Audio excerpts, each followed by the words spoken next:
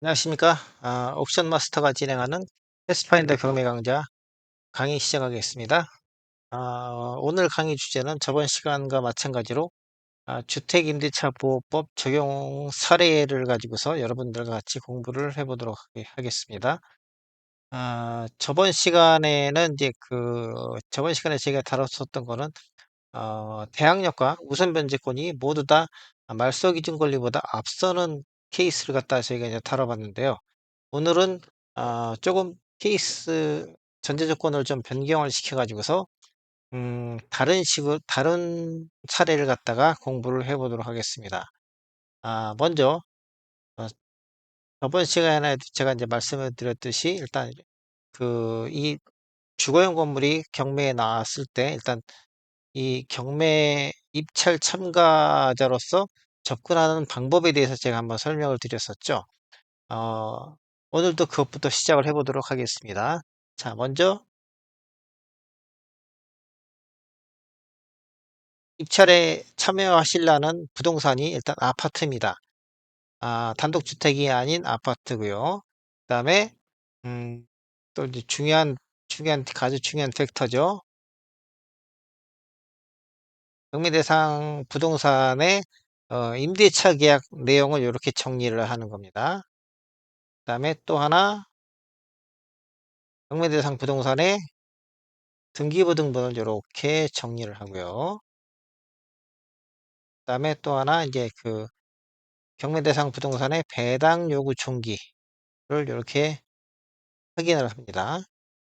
그다음에 마지막으로 요 경매 대상 부동산의 임차인이 배당 요구를 했는지 임차인의 배당 요구 여부를 이렇게 정보를 딱 이렇게 모아 놓습니다. 이렇게 해서 총 요 5가지가 되겠는데 요 5가지가 가장 중요하면서도 가장 기본이 되는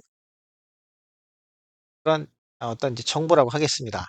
요걸 가지고서 일단 시작을 해 보겠습니다. 아 일단 이번 케이스는 저번 시간하고 좀 틀린 게 여기서도 보시면 알겠지만 이렇게 전입일과 주택 인도일 요게 즉 저번 시간에 배웠듯이 대항력이죠. 대항력 발생일은 근저당권보다 앞섭니다. 근저당권은 지금 이렇게 1월 13일인데 요 전입일과 주택 인도일이 1월 10일이기 때문에 대항력 발생일은 1월 11일이고 1월 11일 0시죠. 그렇기 때문에 일단 대항력은 앞섭니다. 근데 여기서 확정일자, 즉 우선 변제권 이슈인데 우선 변제권은 본권 같은 경우에는 근저당권보다는 뒤지게 제가 설정을 해 놨습니다. 자, 그 관련되는 법 조항을 갖다가 같이 병행해서 다시 한번 같이 연구를 해 보도록 하겠습니다. 자, 아까 앞에서도 설명드렸듯이 요 부동산 아파트의 주민등록 전입일이 2023년 1월 10일입니다. 그다음에 주택의 인도일도 1월 10일이고요. 이럴 경우에 주택임대차보호법 제3조 대항력 등 제1항입니다. 임대차는 그 등기가 없는 경우에도 임차인이 주택의 인도와 주민 등록을 마친 때에는 그 다음 날부터 제3자에 대하여 효력이 생긴다. 요거에 의해서 요 조항 주택임대차보호법 제3조 제1항에 의해서 요 아파트의 대항력 발생일은 계산을 해보시면 알겠지만 본건의 경우 대항력의 효력이 발생하는 시기는 2023년 1월 10일의 이 길인 다음 날이 여기 다음 날이라고 되어 있죠. 이 길인 2023년 1월 11일 시간은 0시에 대항력이 발생하게 되는 겁니다. 또 하나 이제 우선 변제권이죠. 확정일자는 2023년 1월 15일로 되어 있습니다. 확정일자 우선 변제권 관련된 조항을 보겠습니다. 제3조의 2 보증금의 회수 2항 제3조 제1항의 대항 요건과, 여기서 대항 요건이라는 거는 주택의 인도와 주민등록을 마친 때입니다. 대항 요건과 임대차 계약 증서상의 확정 일자를 갖춘 임차인은 민사집행법에 따른 경매 또는 국세징수법에 따른 공매를 할 때에 임차주택의 환가대금에서 우순위 권리자나 그 밖의 채권자보다 우선하여 보증금을 변제받을 권리가 있다. 이에 따라서 우선 변제권이 발생하는 시기는 실제 확정일자가 날인된 2023년 1월 15일입니다. 요 임대차 계약 내용을 분석을 해보면 결국 계약력의 발생일은 요 날짜에 요 두 개 날짜 중에 늦은 날짜의 이 길인 2023년 1월 11일 0시이고요. 그다음에 우선 변제권 발생일은 2023년 1월 15일이 되겠습니다. 요게 지금 이제 요 아파트의 임대차 계약을 갖다가 분석을 한 내용입니다. 자, 또 하나 보겠습니다. 이번에는 이번에 이제 그 등기부등본에 등기가 되어 있는 등기 권리를 갖다가 분석을 해 보겠습니다. 제일 먼저 나와 있는 게 근저당권이죠. 여기서는 결국은 근저당권이 말소 기준 권리가 되겠습니다. 요 근저당권은 설정일자가 2023년 1월 13일입니다. 그래서 결국은 요 근저당권과 요 주택임대차보호법에 적용을 받는 임대차 계약의 대항력 내지는 우선 변제권을 비교를 해 봤을 때 근저당권 설정일이 임차인의 우선 변제권 발생일보다 앞서므로 배당에서는 근저당권자가 우선적으로 배당을 받습니다. 우선 변제권에 관련 법 조항을 보면은 환가대금에서 후순위 권리자나 밖의 채권자보다 우선하여 보증금을 변제받을 권리가 있다 이렇게 돼 있죠. 그러니까 환가대금에서 후순위 권리자보다는 먼저 받는데 지금 요 본건 같은 경우에는 요 확정일자보다 근저당권 설정일이 앞서기 때문에 여기서 후순위 권리자가 아닌 여기서 근저당권자는 선순위 권리자가 되겠습니다. 그렇기 때문에 음, 보증금을 근저당권자보다는 우선하여 받을 수가 없고 대신에 가압류권은 2023년 7월 1일이죠. 그러니까 결국은 이 우선 변제권은 근저당권자보다는 뒤지지만 가압류권자보다는 앞서는 그런 중간에 끼어 있는 그런 권리가 되겠습니다. 다음 보겠습니다. 자, 요건에서 배당 요구 종기는 2023년 12월 15일로 정해졌습니다. 저번 시간에도 배웠지만, 자, 이거는 이제 민사집행법 제84조입니다. 민사집행법 제84조 배당 요구의 종기 결정 및 공고이랑 경매 개시 결정에 따른 압류의 효력이 생긴 때에는 집행법원은 절차에 필요한 기간을 고려하여 배당 요구를 할 수 있는 종기를 첫 매각기일 이전으로 정한다. 요거에 의해서 법원은 요 본건 경매 사건의 배당 요구 종기를 2023년 12월 15일로 정한 겁니다. 그러면 저번 시간에도 설명을 드렸지만 요 부동산 경매 절차에서 배당을 받고자 하는 채권자, 권리자는 2023년 12월 15일까지 법원에다가 자신의 채권을 신고하고 배당 요구를 해야 되는 그런 어떤 이제 그런 규제를 받습니다.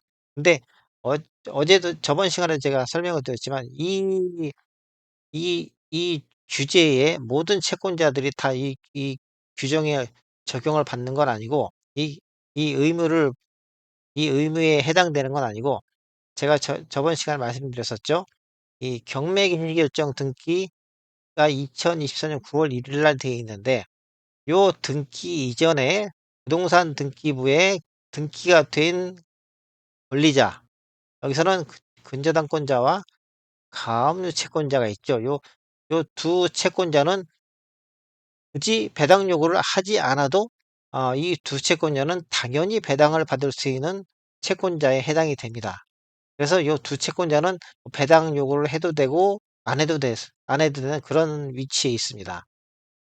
어쨌든 지금 이제 요 두 채권자를 제외한 모든 나머지 채권자들이 이 경매 절차에서 배당을 받으려면은 요때까지 배당 요구를 해야 되는 거죠. 그래서 지금 이제 이 본건에서 요 임차인도 아 2023년 12월 10일 날 배당 요구를 했습니다. 자, 보겠습니다.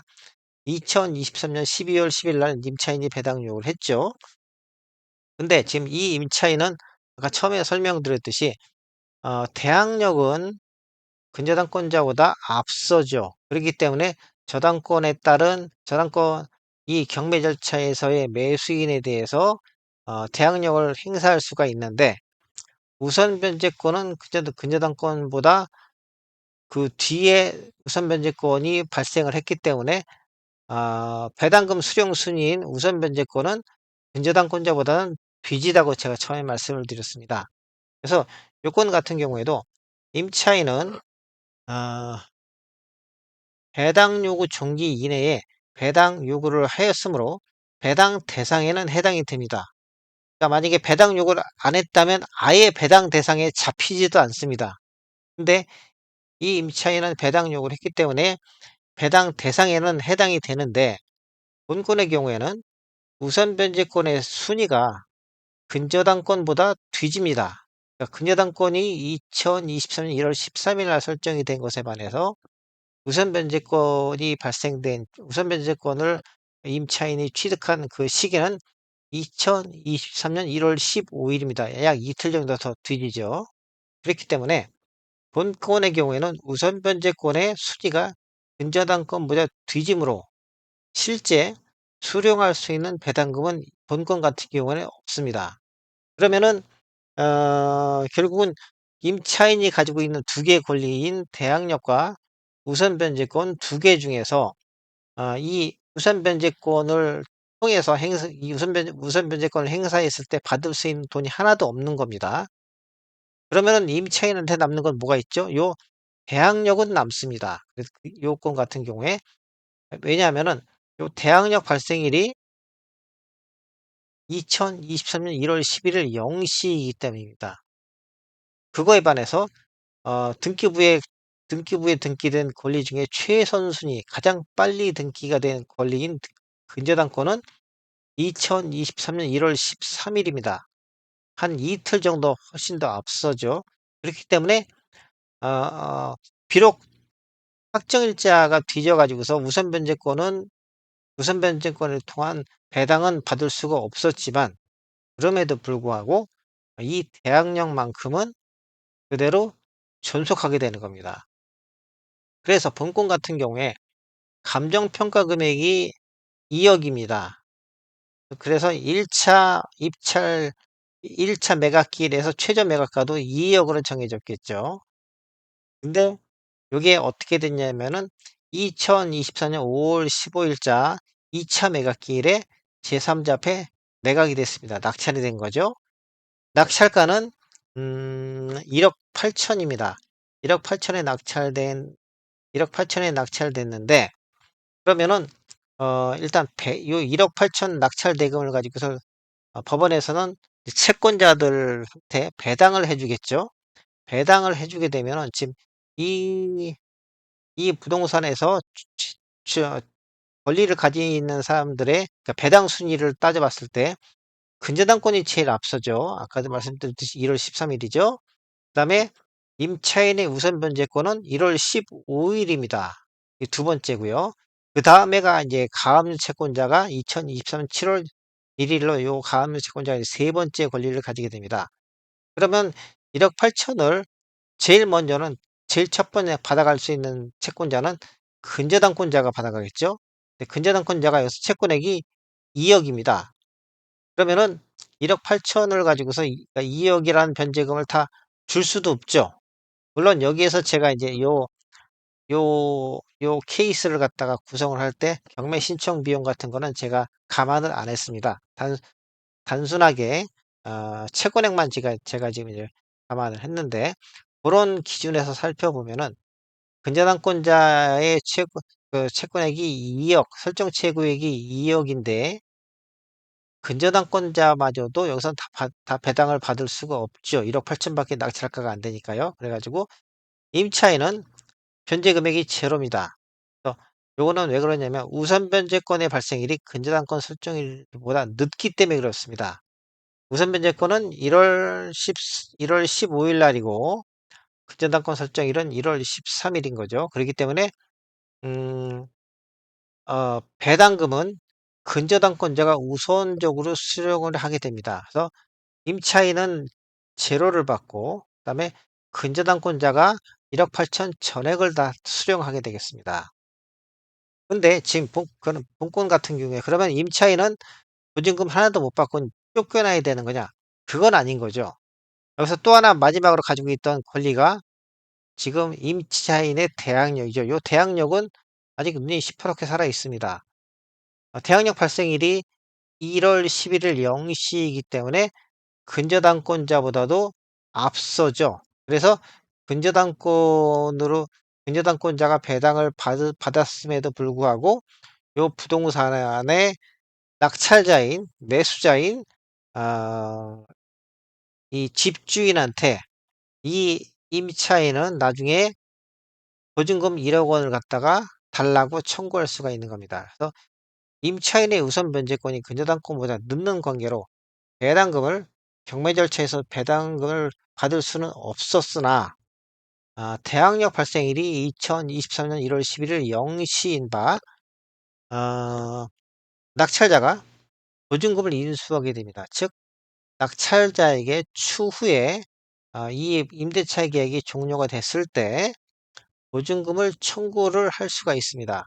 그러면은 이 낙찰자는 보증금 1억 원을 갖다가 물어줘야지만 이 임차인을 내보낼 수가 있는 거고 임차인은 보증금 1억 을 받을 때까지 이 아파트를 점유하면서 살 수 있는 점유할 수 있는 그런